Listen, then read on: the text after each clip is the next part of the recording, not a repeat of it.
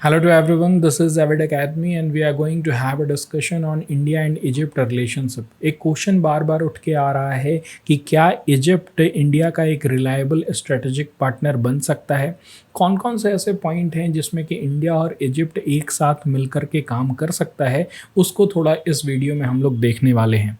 ये topic important इसलिए है क्योंकि इस बार जो 26 जनवरी का हमारा रिपब्लिक डे परेड था उसमें अल सीसी जो इजिप्ट के प्रेसिडेंट हैं वो भारत के चीफ गेस्ट बन के आए हुए थे। इसी टॉपिक को आगे बढ़ाते हुए हम लोग ये डिस्कस करते हैं कि क्या इजिप्ट एक रिलायबल स्ट्रेटेजिक पार्टनर है भारत का।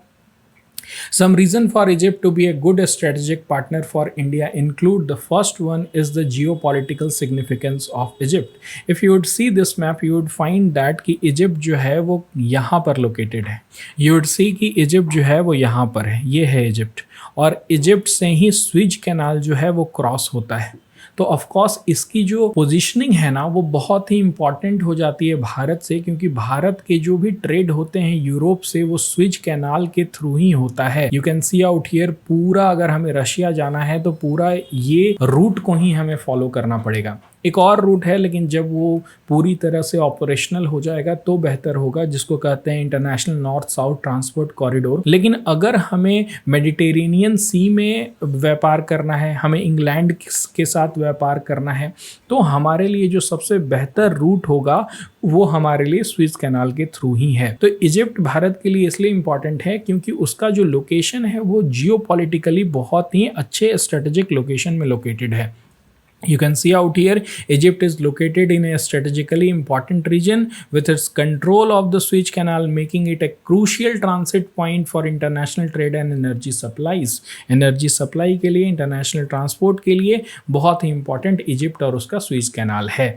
द सेकेंड पॉइंट जो कि इम्पॉर्टेंट है वो है इकोनॉमिक टाइज। भारत और इजिप्ट का जो इकोनॉमिक टाइज है वो बहुत पुराना है और भारत ने बहुत सारे ऐसे फील्ड में इजिप्ट में इन्वेस्ट किया हुआ है, जैसे कि आईटी सेल हो गया या फिर रीन्यूएबल एनर्जी हो गया या फिर एग्रीकल्चर हो गया। ये सारे फील्ड में भारत क्या कर रहा है, इन्वेस्टमेंट कर रहा है। इसके साथ साथ इजिप्ट को जो फूड रिसोर्सेज चाहिए उसके लिए वो डिपेंड रह सकता है भारत पर, और आगे चल के इंडिया और इजिप्ट का जो इकोनॉमिक टाइज है और वो बेहतर होने वाला है। जो थर्ड पॉइंट है इन दोनों का रिलेशन को स्ट्रेटेजिकली इंपॉर्टेंट बनाता है वो मिलिट्री कोऑपरेशन है। दोनों कंट्री साइक्लोन 1 नाम का एक युद्ध अभ्यास अभी राजस्थान के जैसलमेर में कर रहे हैं। दोनों कंट्री कुछ कुछ प्रॉब्लम से जूझते हैं, जिसमें कि टेररिज्म या जिहाद जो है वो दोनों कंट्री में बहुत ही ज़्यादा प्रिवलेंट होता है। काउंटर टेररिज्म इनकी ज़रूरत है और दोनों कंट्री इस फील्ड में भी एक दूसरे को कोऑपरेट कर सकते हैं। You can see out here, India and Egypt have a strong military partnership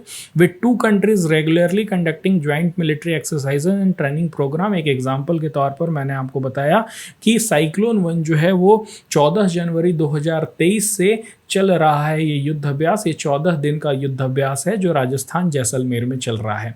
next point है हमारा कल्चरल और हिस्टोरिकल टाइज। देखिए ऐसे तो कोई क्लोज रिलेशनशिप नहीं है, लेकिन दोनों जो है ना वो प्राचीन सभ्यता है।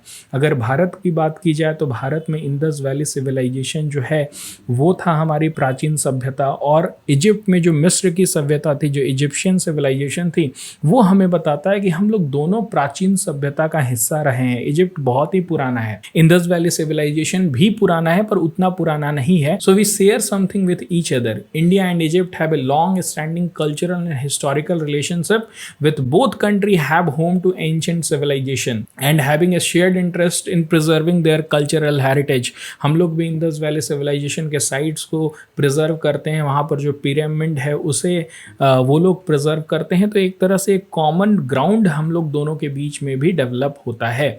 उसके साथ साथ कॉमन कंसर्न दोनों कंट्रीज़ के बीच में ये हैं कि रीजन में जो टेररिज्म, एक्सट्रीमिज्म और रीजनल स्टेबिलिटी है वो बने रहें, तो इनके ऊपर भी ये दोनों कंट्री साथ मिलकर काम कर सकते हैं। उसके साथ साथ इंडिया और इजिप्ट बहुत सारे एफर्ट कर रहे हैं ताकि स्ट्रेंथन कर सके अपने स्ट्रेटेजिक पार्टनरशिप को। कुछ सालों में बोथ कंट्री जो हैं उनके लीडर रेगुलरली मीट करते हैं, और उसी का ये हिस्सा है कि अल सीसी जो है वो भारत आए हैं रिपब्लिक डे परेड में एक चीफ गेस्ट टेररिस्ट बनकर। पर इतने सारे जो अच्छे बातें हैं उसमें कुछ तो खराब बात होगी, और यहाँ पर भी खराब बात है आपका पाकिस्तान। इजिप्ट का जो रिलेशनशिप है पाकिस्तान के साथ वो भी बहुत ही अच्छा है, हालांकि वो बहुत ही कॉशियसली अपने पॉइंट्स को रखता है। जैसे कि एक ऑर्गेनाइजेशन है, organisation of Islamic cooperation, OIC जो है, उसके अंदर ये दोनों कंट्री पार्ट हैं, दोनों इस्लामिक ऑर्गेनाइजेशन के एक बहुत ही इम्पॉर्टेंट हिस्सा है।